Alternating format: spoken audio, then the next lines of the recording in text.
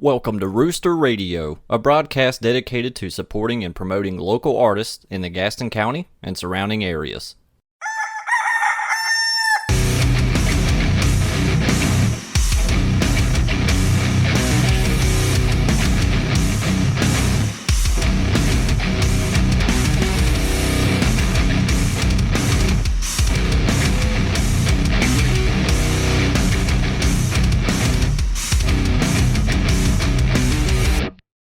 This episode of Rooster Radio is brought to you by Penix Contractors. You know, one of the things I hear more than anything else is how awesome it looks in here. People are always complimenting the room that we have. And if I'm being honest, it wouldn't look that way at all if it weren't for the guys at Penix Contractors, specifically Eli. Eli and I worked together. They worked with me to make sure that we were able to shape this place the way that we wanted it to look. And they made it all possible. For over 85 years, Penix has been providing construction management services in Gaston County. They've helped build this county and shape the way that it looks. They offer construction management services, they do estimation and bidding, and they can even put you in touch with the right architect for your specific job. So if you're in the market for some construction services, give Penix a shot, man. You can find them at www.penix.com. Tell them that the Rooster sent you. I mean, they made my dream come true. They helped shape this place, and they can help make your dream come true as well.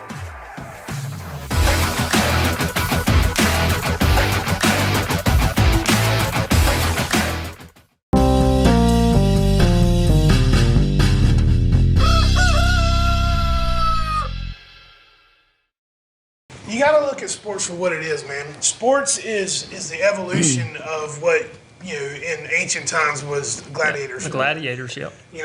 For fun, people would go to these huge coliseums and watch dudes beat the shit out of each other and kill each other. Right. And I've been to the Coliseum before, man. That place is unreal. And nowadays, it's just not legal to just kill people like that, at least not in America. And this is, football, in my opinion, is kind of like, it's the ultimate team sport, in my opinion. Basketball, Michael Jordan, LeBron James, Kobe Bryant, those three guys are proof that one guy can make that much of a difference to turn a team into a championship-winning team. Right.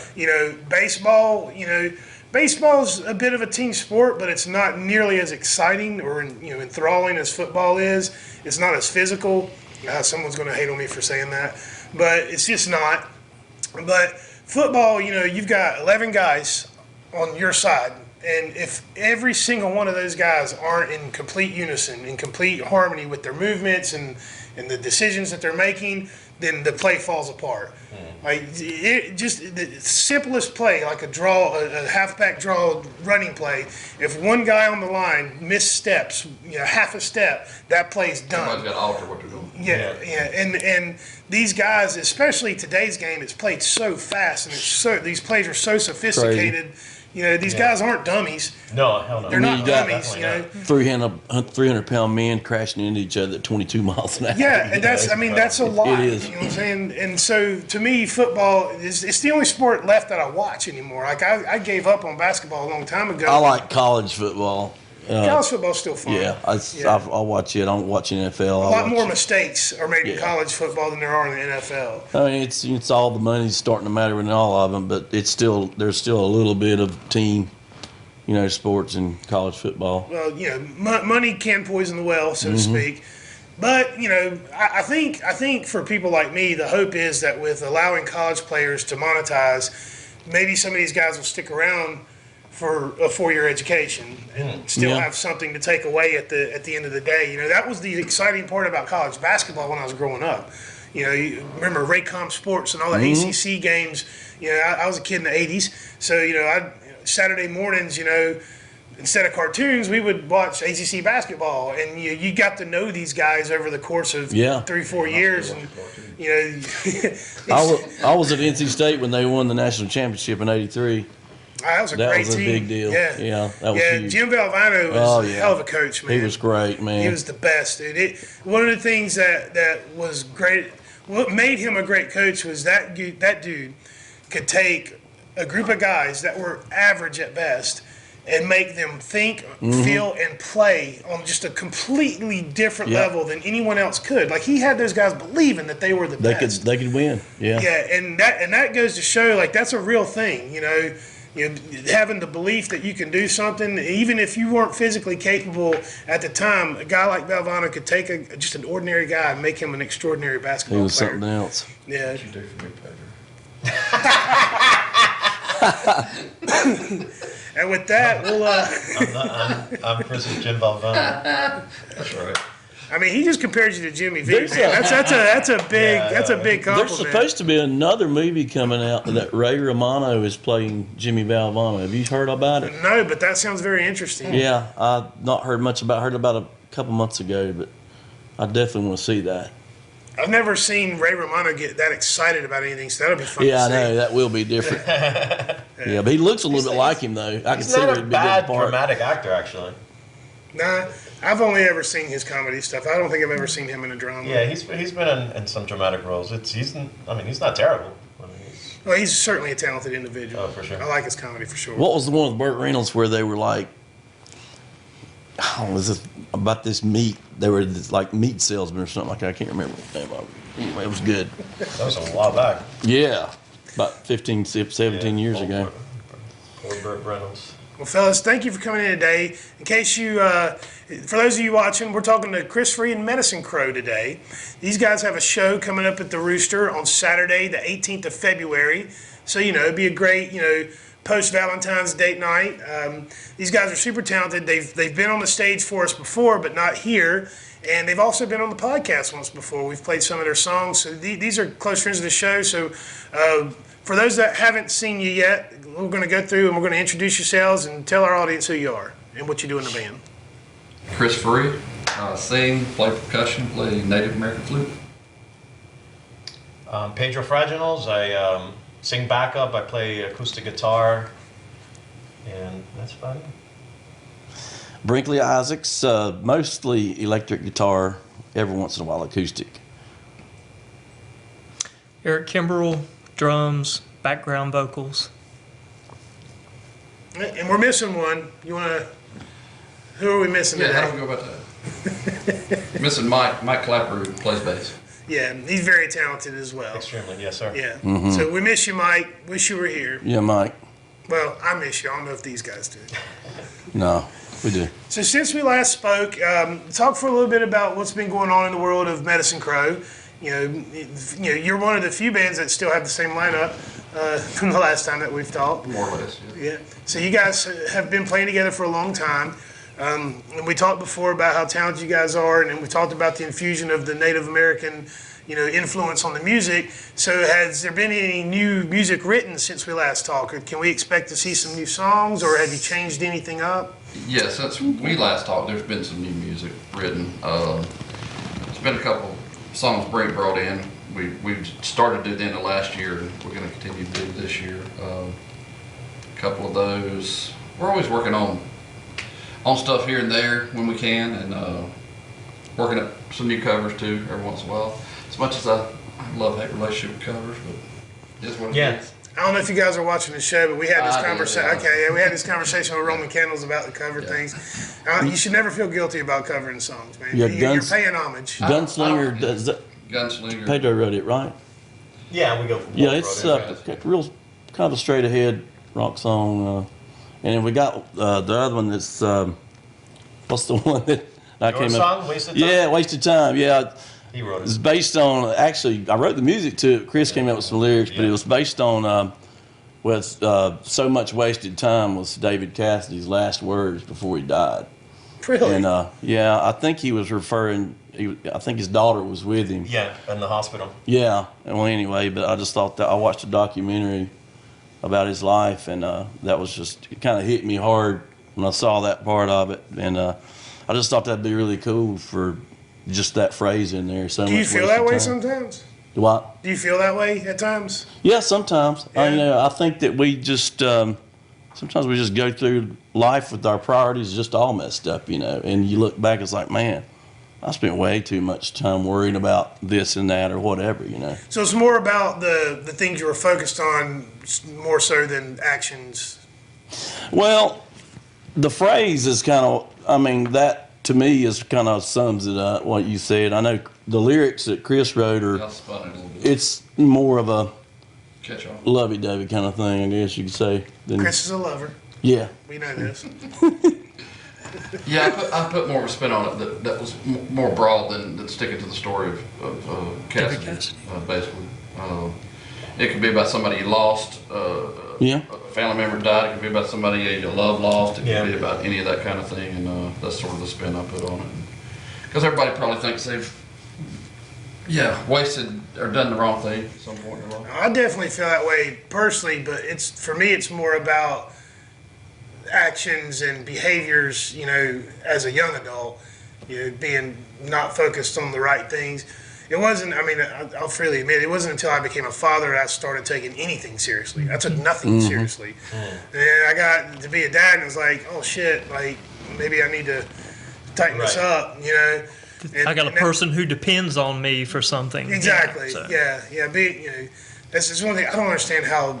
I don't know. It just so happens we've been having. I had a conversation earlier with someone about deadbeat dads and deadbeat parents, and even a lady that we know up just within the recent weeks just up and left her kids with their stepdad. Jesus. Just took off to be with an ex in another state, and I was like, how do you do that? Like, how do you live with that level of guilt?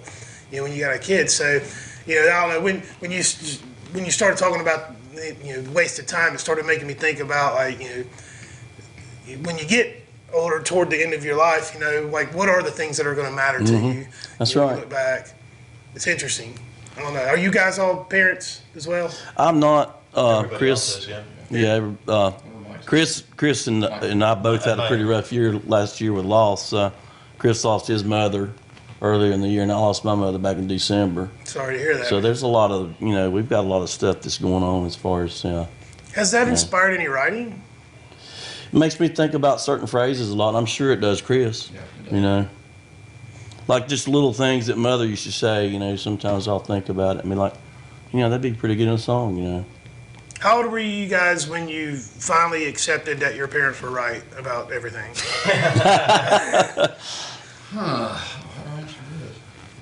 For me, it was 30s. I was in my 30s. I would probably say the same thing, early 30s, probably. I don't know if my parents were right about it. You don't know the truth. I'm not right about everything. I don't think they were right about everything you write down to it. Well, it's funny. We have a poster behind the bar, and it's a funny thing that came with this. We have Cards Against Humanity, and every year we get these expansion packs, and they always slide these little posters in. And there's one poster, and it's got like this horrified-looking font, and it says, "You will become your parents." And when I opened it, I was like, "Oh shit, that's funny." So I hung it up in the back of the bar. Right. Yeah, I definitely agree with And that's that. no diss on my parents. It's just, Well, no, we evolved, we learned, but for the most part, your parents were always right, for the most part. I think when you get older, you start weighing the consequences of potential actions over the possible gains, right? So, like, my mother's always been very cautious, like in terms of certain things and how to do, and the older I get, I think I become more like her, like really like weighing all the possible permutation. Now I think she does take it to a little bit of an extreme, but you are like your mother now. right. But like I find myself doing that, like analyzing a situation, like saying, all right, so if this, these things may happen, but and I think I've gotten that from her, and I think it comes with a certain degree of wisdom. Now, taken to the other extreme, of course, it could paralyze you and not do anything. That's a good policy to try to think things through like that. Even, obviously all the large decisions, but even bigger decisions, it's a good policy to think things all the way through. Try to think on the chess level more than a checkers level. To quote the old adage. I know that even like making a decision to do this, having to suffer through COVID to get there gave me all that extra time to think all the way through and all these little scenarios that could possibly happen. And, Right. Like you said, wisdom. So in hindsight, because we've talked through this we've met. Yeah. Yeah. Do you think that was a blessing now, sort of? It was kind of, I mean, it's double-edged, man. It was a blessing in the sense that it gave me the extra time to think, and it also gave me the extra time to promote. Right. But the backside of that, and I really don't want to make this about this, but it ended up costing me a fuckload more money to get this done. And, as such, the debt is much higher than it would have been. So, I guess if you're thinking long-term, which I always have, and, there really is no end game. The end game, so to speak, is more goals, more things we can do with the platform that we have. Right. It did help in that sense, kind of garner up some support and generate some interest in what we were doing. Will that translate to success? Well, that's yet to be seen. It seems like there's going to be a renaissance in this area, or in this, like it kind of happened to some degree in Shelby, where things started popping up and things started getting renovated and more traffic was starting to go into different venues, and plus, I mean, you have this building, and also, I mean, I think that's probably like an incredibly wise action that you took on your part. Yeah, we've talked a little bit. I don't know. Well, I mean, look, at the end of the day, what's the worst that could happen? Bankruptcy? I've been poor before. Well, I guess nothing new. Yeah, and I knew talking to you, you were going to do it. Yeah. Or water, you were going to do it. You Right. were going to accomplish this goal. Yeah, that's something I try to instill. We were talking earlier about being a parent and setting an example for my children. It's like one of the things I think about most, and one of the things that kind of fuels and drives the the fire that I've got to keep this going, is proving to my daughter that you can do whatever the hell you want to do. You just have to be willing to sacrifice and work and put in the hard work and grind out for it. It's no different than you guys writing music. You've made a commitment not only to yourselves but to each other to do this thing with Medicine Crow and to keep it moving and keep writing new stuff. And I'm sure at times it gets really hard to find motivation, especially when you've got families. A little bit on the motivation. Well, yeah, when you've trying got to trip it back over and get in that mode again. Well, it's like he gets into his head a lot more than. And he doesn't get in his head at all. Not about this, because I think it's I don't know if we use it as different types of like I need to, like I'll regardless I'm going to be doing this anyway, so like I use it as a mechanism to avoid insanity. And then I do too, to a point, but I need goals. Yeah, you have something else going on. But it seems like every single time that we have a goal and we're like, hey, let's focus all of our attention here, that's when everybody gets sick or deaths in the family. It's like all these little things seem to happen to trip you up. We've been snakebit a lot. We have been. And we're still going to do this, but our plan is to do a video concert, basically. With all the new songs, that we've written, but it's not been on anything. Yeah. And I've been planning it for a year. We've been planning for a year and a half. Yeah, we have it and we had some months I was just not going to book anything. We were going to do it, and if it wasn't, everything happens for a reason, but it didn't happen. So anything that could happen happened.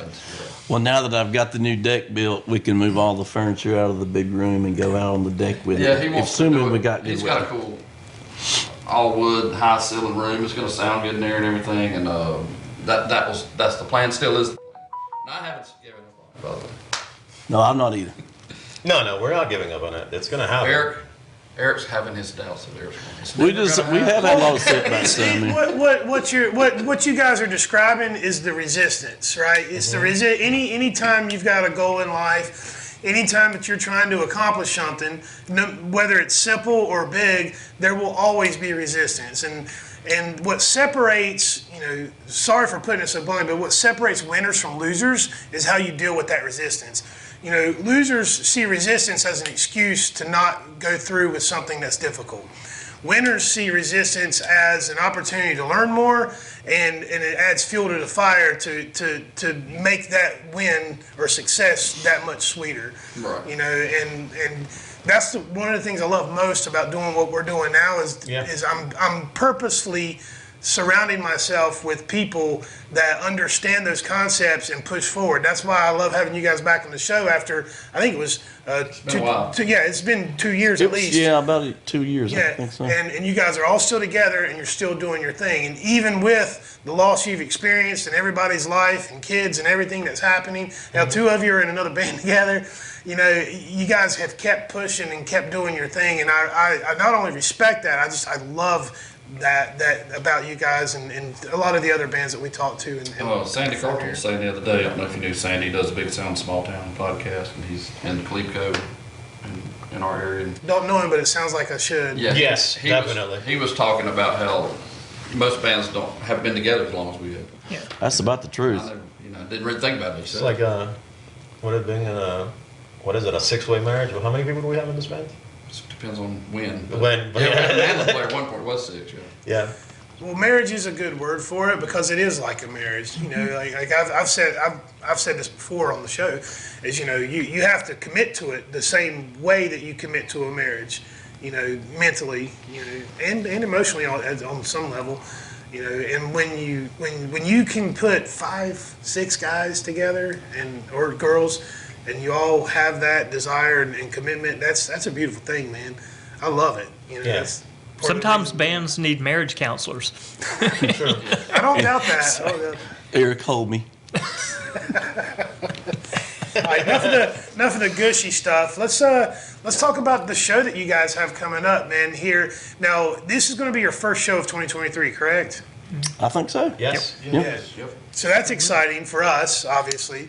Have you kind of catered a set for this place? I did, and then I've checked, and after going through it last week, We vetoed I it. changed my mind on it a little bit. I was going to do original music and then a bunch of covers, just to try to please everybody to a point. Because as Pedro says, covers are crack. So, but very then I sort of changed my mind, thinking about your venue and talking with them, and I think we're going to do more originals than covers now. So. Yeah, And Chris, tell them about This is the venue to do it at.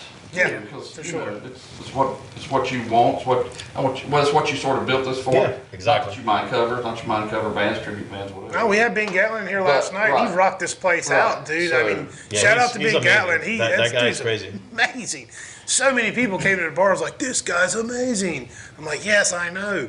That's why he's here. Chris, one of the song we forgot to talk about earlier was, we do our own version of a lot of cover tunes, and one of them that we're doing now is the Beatles song. Was it Dear Prudence? Yeah. Talk about that a little bit. Go ahead. Well, it's kind of a metal version of the old Beatles song "Dear Prudence." It's in the same key, a lot heavier as far as the progressions go, and a lot more distorted guitar. And then it kind of resolves with this. I don't know. I would maybe say like an Ozzy Osbourne kind of. Ozzy-ish. Dark Yeah. and heavy. Yes. Okay. Yes. It's like And an it's, outro. That's exciting. It's detuned, so in other words, instead of the low E string being a low E, it's a low D. Right. See, there's no way So- to talk about it anyway. So. But anyway, it's pretty interesting though. He was talking about Sandy Carlton. That's what kind of made me just chime in. But Sandy we did it Dragonfly. I guess it was about 3 months ago. We Yeah. played there on Yeah, sometime Halloween. last year. Went over really good. Cool. And, Yeah, it did. It's the first time we played it. It's just a rocking instrumental tacked onto the end. Yeah. And I do my best to vamp something over top. Yeah, it's kind of we about 20 years ago. I had this song. It was called Catacombs. It was a real dark song about a pawn shop industry where these people were coming in and pawning everything they had and just down and out. But the progression that it ends with is basically that main progression that was, I guess you could say, the verse and the chorus of that song, and it kind of tells out with It is that. interesting. Yeah, It is interesting. As soon as once you played it, as soon as I heard it, I was like, there's something, sometimes when you hear something and you go, okay, there's something there, like right away. And as soon as I heard Brinkley's riff, I was like, all right, this is it. Yeah, Pedro, we just jumped on it. I mean, Yeah, you guys are gonna have to. It's gonna have to be your closer. yeah, we jumped in and on it. I mean, it's pretty interesting though. Well, with you guys having this extra time to write, and you've mentioned a couple of new songs you've written, are you at the place yet where you're starting to think about new album or EP, anything Well, like that? that's what the video project is for. It's for all these songs that have not been recorded in any way, shape, or form. And Okay. you know, you can't. I mean, I'm not saying I won't do some vinyl with it after we get it done, possibly, but you know, gigging is how you get paid.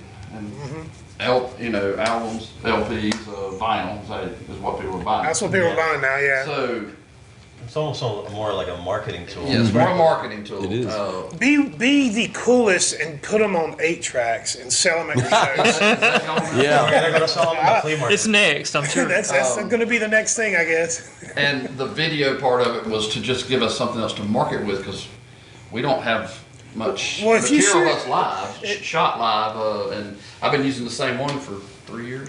Well, if you guys, look, I'll put it out there. If you can find a videographer to come next Saturday, we can get them set up somewhere, get a good angle on a couple of different angles on the stage, and you can shoot all of it. And that you can use that for so many things. You can make music videos, for the songs. You can use it for promo. I'm happy.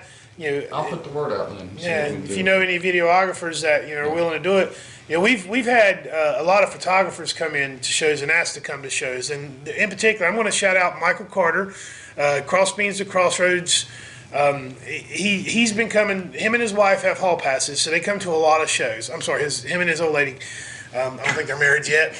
Sorry, Tanya. But they come to a lot of our shows, and he brings his equipment, and he's been photoing all of our shows and taking video and putting it out there on social media, and it's great. Then certain bands will bring different photographers with them. I mean, hell, there was a show here a couple weeks ago. We had 3 photographers in the building shooting the Amazing. show, and That's great. for me, it's like, this is great. They all ask permission. They all asked permission to come, and we're like, sure, yeah, come on. And because again, I think we've talked about this in the past, how this is a platform for more than just musicians; it's all artists. And that goes for videographers as well. Even our intern Ron's come in and shot some footage, for a couple of our shows. And I think it's wonderful, because the more people that you have doing that, the more content that we can put out there, it kind of elevates the scene as a whole. Yes. And that's the goal here. Yeah. All I right. think I can make that happen. All right. We can get a videographer in here. We're going to shoot it. We're going to make a music video, There we go. and our stage will be the backdrop for this video, and good for us. Symbiotic relationship there, that's for sure. Yeah. So that's the plan for all the new materials, to get it on in some kind of form such as that. More in a Daryl's house-ish Yeah. kind of thing. More of an in the round kind of recording kind of thing is what we're thinking. Well, and more live like that makes it more organic, and that's kind of where we exist 90% of the time anyway. So we're not separately laying out tracks in a studio. All of our stuff at every gig that we play is all live. So why not make our recordings that live and organic also? Yeah. Now, are you guys still getting together at Eric's to practice and everything? Eric's house, Yeah. Because that's where we recorded the last episode Yep. that we did with you, and we were able to do some live songs. But this time, you got to come to the show. You got to pay to see them this time. Awesome. Unless you just give me this long list of 50 people you just want to invite for free. I mean, I don't know. Get on out and come to the show. For sure. And that's what we're here promoting. It'll be this Saturday, the 18th of February. We've got Ferree Medicine Crow will be performing. Now, opening will be Echo 13, and you specifically asked for these guys to open. Now, have you guys built a And you agreed relationship? with me, though. No, absolutely. They're the perfect band to open. You said for that's us. the great idea. Yeah, I sure did. And shout out to Norris and Brian. They're a great duo. One plays acoustic guitar, the other does percussions. They also play covers and originals, and they're a fantastic, phenomenal band. They've also played for us before at the Little Theater Show. Right. Yes. And so it will be a great lead-in to what you guys do. It's almost like kind of more of a dressed-down version of what you guys do, just different people doing it. So it's going to be a really, really good show. Yeah, and Brian has sat in with us on Many several times, occasions, and he could probably sit in with us again. I was actually in a band with Ryan and Norris, and we combined their Echo 13 with former members from the Fat Sparrows that I'd played with, and we called it the 13 Sparrows. And so it was a couple of guys from the Bat Sparrows and Norris and Brian's a really good hype guy too. Yeah, he's really. Well, I'm already picturing you getting the best. Brian and Norris out on the stage for one of your songs, just having like this big long jam session in between songs or something. I could see that happening. I could totally see that happening. do that. So we make that happen too. I'm just shooting all kinds of shit into the wind right now. We'll see what sticks. Welcome, that's for sure.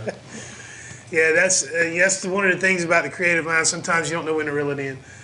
Sometimes you go off on tangents and you're like, wait, what were we talking Probably not about? good. Now, Brian has sat in with us on a couple of shows. Brian has got up on stage and played with us and everything. So Yeah, and if I didn't say it, they're also very, very talented musicians as well. Not too bad. I like what I like about Echo 13 is the songs that they choose to cover. You know, like that's always interesting to me, like what bands choose to cover when they do covers, and they're like a legit 50-50 mix of original and cover. Right. And they always I'm always really, really excited and pleased with the things that they choose to do that's not their own. That's one thing that they have going for them, I guess. I don't know if our cover choices are as good, but I try my best to goof them up in some way, before we get through them. Yeah. Well, I think it just happens. Like maybe it's just like general incompetence. Yeah, could Like be we that. don't. It's like, how do you play the song? And we just. Well, Brinkley and Eric know how to play them. Well, the thing about it is, though, you got to look at it. Our cover set stuff is anywhere from Van Halen to the Pretenders to Duran Duran. So, that's pretty versatile right there, I think. Yeah. Yeah. It's a wide And the range. Beatles. I mean, it's 2023. There's so much out there, Yes. and we're all drawing inspiration from all of it. It's it's like I said earlier. It's always interesting to me what people choose to pay homage to and why they choose it. It's just same thing. Like you said, you watched a documentary and was inspired to write a song. I mean, it doesn't. Yeah. It was in a movie. That was a movie. Dreaming Serpent. Yeah. I've done that too. Watch something and it's inspired. I'm real visual anyway, musically. I see whatever the word is for it. Seeing music in a visual way. Yeah, synesthesia, I think. Whatever. Yeah, whatever that word is. Yeah. I don't know what's wrong with me internally, but like I get inspired by movies and TV shows and stuff, and I'm not looking for sympathy here. We recently lost one of our pets, and it was sad, it was hard, and I try to be stoic for my family, like they don't really ever see me cry. But then, like, literally 2 weeks later, I'm watching some dumb movie, and I get all, they use music to fuck with you, man. They'll get a scene going with some really emotional shit happening, and they start bringing in that symphony music to make it all sad. Yep. And I'm over here like, like that. Yeah. And then later, my wife's like, "You'll cry at that, but you wouldn't cry when Booze died." I was like, I'm holding it back. it's like trying to be strong for you, baby. Trying to be strong. That's the magic of sound design. Yeah. It is. I See, know and where you Brinkley come- said he wasn't a parent, but Brinkley's a parent of pets. So Yes. he's a pet parent. I've actually adopted 2 cats from Eric and Celeste I guess about a year and 4 months ago. But and you was talking about losing your pet. I buried both of my dogs last year, and that was tough. I know where you're coming from. It's hard. It is hard. They're part of the family. We Yeah. had Booze for 10 years. Yeah, Samantha, the mother dog, she was a full-blooded Weimaraner. She was 13 and a half, and then I buried her puppy that was a half black lab, half Weim back in November. Prostate cancer of all things. But anyway. Well, the good news is it took us a couple of months, but I don't want to say replaced. We have a new member of the family, and he's yet to be named. My wife's always wanted a black cat, and I'll use this to plug. Cool Beans Cafe in downtown Gastonia has they partner with a cat rescue, but they also serve coffee, frappuccinos, all that stuff, macchiatos. So it's a coffee shop, but they're also kind of like you can come in and play with the cats, and these cats come from all over the region, and well. I was going to say, I've got 16 strays at my house. If anybody Sell can coffee help me out there. Sell coffee at your house, and this is how you get rid of them. But no, they had posted a picture on Instagram of one of their cats, and the cat that they posted looked eerily similar to Booze, who we lost. And I was like, babe, look, it's like Booze is reincarnated. And so we went up there to look at it, just to check him out. It wasn't committal yet, but I wanted to go see him. So we paid to go see her rather. And she was real skittish, wouldn't really let us touch her or nothing, kept hiding under the couch. But then this black cat came and jumped on my lap and just Oh boy. parked. Wow. And I'm sitting there, petting him, and we had our son with him. And you guys met my son. My son's in a wheelchair, and I kind of picked him up and moved him over to see how he would interact with my kid, and he did the same exact thing. He just parked right there on my boy's lap, and I looked at my wife, and I was like, "This is it." So we went through the whole process, and we brought him home yesterday. So, Good for you. Sweet. And so we'll have a name for him soon. My daughter's thinking either Monkey or Draco. So All right. Cool. I like Monkey. Speakeasy cat adoption. Yeah, there you go. Speakeasy Speak cat. easy cat adoption. That's what I need There to we start go. at my house because our practice room has the full bar in it. Yeah. And everything. So Have a may as little well just sliding open the door. speakeasy. Nice little underground spot out in Cleveland County. I like it. Set you up a smoker outside for busy weekends. Make it happen. Oh, there you go. Next thing you know, Eric's quitting his job. He's dyeing his hair wild colors. Like, he's out of control. That's what we need, an unlicensed liquor house, right? Nobody said we weren't going to get the license. You want to get some clout in the scene. That's the way to do it. Before we wrap up, if you guys are okay with it, I want to take a moment and let Chris plug the Poster Girl Diaries and the because I want to talk for a minute about how that started. And for those who don't know, this band has been promoting a lot of their shows with these Poster Girl flyers, and I think it's a great idea what you guys have done. Each show has the same poster girl posing with different clothes and a different pose, different settings, and that has rolled itself into a podcast. And I just thought I'd give you a minute to talk about that. Well, again, I'm talking. We again, should I'm have brought her. I want to talk about Sandy. Sandy, a while back, Sandy interviewed us, and I forgot. And who is Sandy? For those who Sandy don't know. Carlton, Big Sound, Small Town. Plug for Sandy. He interviewed us too, like you did over at Eric's, and we were talking, and I said you should do he and I were talking about you should do talk to band wives, do a podcast with band wives, or a show with band wives. So that laid there for a long time, and then. After seeing our ugly mugs or pictures of crows or whatever the heck I'd come up with, I thought there's got to be some better way to get attention to the post. And my wife likes taking photos. Eric kind of got her hooked on it, did a photo shoot with her, and we can't afford him, he's too good. So I started doing it okay, trying to get better at it, but and started using her image. And she was your model. Yep, and became the poster girl for Medicine Crow. And after that, we started talking about band wives again, because just to broaden the whole brand, I guess. And she started that. She's probably about 6 or 7 in, and got another 7 or 8 in the can, I guess you'd say, to do that. So this is Band Wives and Beyond podcast. You can find it on Anchor and YouTube and Apple and Spotify, and postergirldiaries.com. Yeah, and it's a really cool idea, and I will say she actually reached out to my wife, and I encouraged Chris. I was like, go ahead, and she just does not want to be in front of a camera or in front of a microphone. Well, it's just a mic. It's not live, so. Yeah, she doesn't want to do it. I encouraged her to. I was like, you should do it. Go ahead. And even though I'm not in a band, like I get the concept. That'd be the beyond part. Yeah, that would be the beyond part. But yeah, I just Christy's just not interested, and that's I respect that. So Right. I'm not gonna. Yeah, she's run into that a little more than she thought, but I mean, I don't love doing these kind of things myself, but some people are just not into it. But there's plenty that are, so it's working out. Yeah, and it's an interesting, it's a different perspective. My job here, what I'm doing here is trying to deepen that connection between the audience with the artists that we talk to, and then a lot of times we don't even talk about our other halves and the other people in our lives that are involved in the things that we're doing. So it's just another perspective on the scene. So from my perspective, I love the idea. I love that she's doing it because it's interesting to me. So I hope that she's able to keep that going. She's enjoying it, and as far as I know, we're going to keep it going as long as we can. Awesome.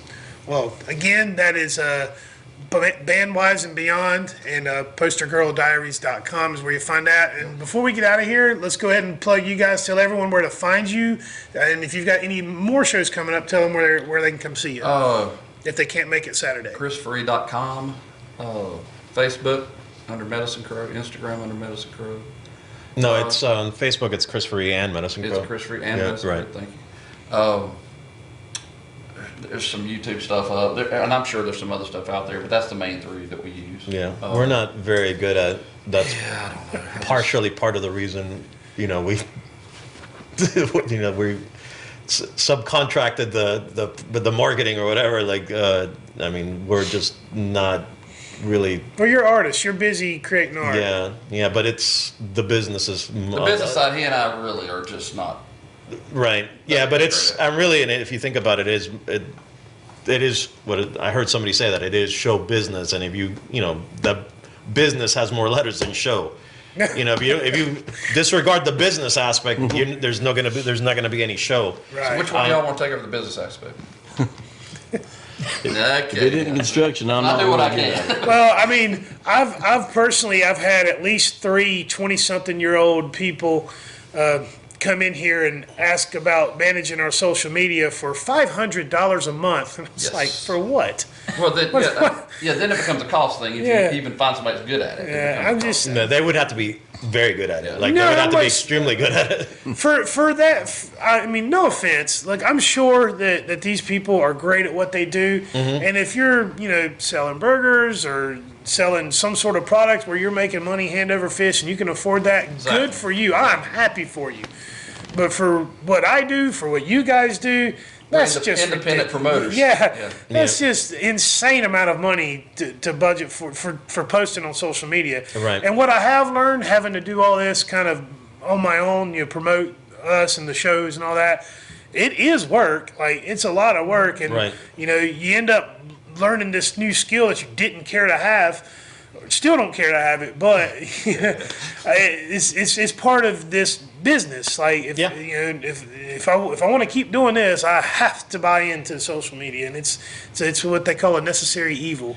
And I know Pedro in one way, or at least us two, I know, and probably y'all two too. I mean, we're going to do this in some form or another. Undoubtedly. Make music, do something like Yeah. that. So. It's just it's the way to stay relevant now. So, ChrisFerree.com, Chris Ferree and Medicine Crow on Facebook, and just Medicine Crow on Instagram. Is that right? Is that how it works? Not You sure can- about that you either. can Yeah, find not us. even. I think There's links on Facebook the and website. There's links on Facebook. Facebook and to Instagram these are tied other- together, so it's probably Chris Ferree and Medicine Crow. Eric's looking it up. Look. What's our next gig coming up? I know we got Next Dragonfly the gig- 24th of March, right? We have we're playing St. Patrick's Party at Mulligan's That's right, on yeah. the 17th. Dragonfly on the 24th. 24th, yeah. Both in March. I can't remember. I'm surprised I remember two of Well, them. if they want more information, they can go to your social media, There you go. and maybe they'll see a post. There you go. There you go. You can find us at theroostergastonia.com. Just real quick, a couple of upcoming shows we have. Obviously, we've got these guys on the 18th, which is this Saturday. Coming up on the 24th of February, we have an EP release party for Dove Cage. Their EP Envy drops on Valentine's Day, which I think is when this show will premiere. So today, you can find our new EP, and they'll be here celebrating that album release party on the 24th. We have, I alluded to on the last episode, a big announcement, which we've already made on social media, but in case you haven't heard, on April the 7th, which is also a Friday, we have a burlesque show coming to the Rooster. So that's going to be a lot of fun. And then you can go to the events tab on our website and check out all of our ticketed events. Don't forget, we still do open mic every Wednesday. Singer-songwriter open mic starts at 7. And then we have various things going on Thursdays. Speaking of Thursday, the 23rd of February, we have a second comedy show hosted by Ray Money. We're bringing in Gary Funk Fields, and Jason Allen King will be headlining that, and that's hosted by Ray Money. So for more information, go to the events tab. You can get tickets to our shows there. I want to thank you all for being here today. Thank you. Thank you Thank so you. much for doing this. I'm very excited about your show Saturday. Looking forward to it. Is there anything else you want to leave our audience with? Anybody? Y'all good? All right, we're good. That's it. Peace and love, everybody. Thanks. All right.